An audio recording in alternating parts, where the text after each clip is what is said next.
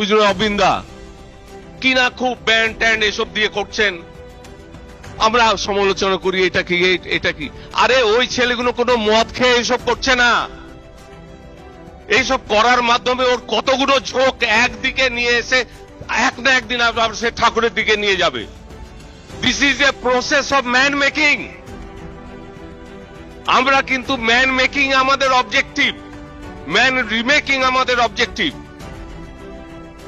যে যেভাবে হতে পারবে এই অবজেক্টিভ গুলোকে আমাদের ঠিক রাখতে হবে। আমরা প্রত্যেকটা চলা বলা, যদি কিছু বলতে হয় ডিফারেন্স অফ অপিনিয়নই থাকে, একটা ঋত্বিকের সঙ্গে আর একটা ঋত্বিকের কারোর সামনে বলবো না, একা একা নিজেদের ভিতরে কথা বলবো।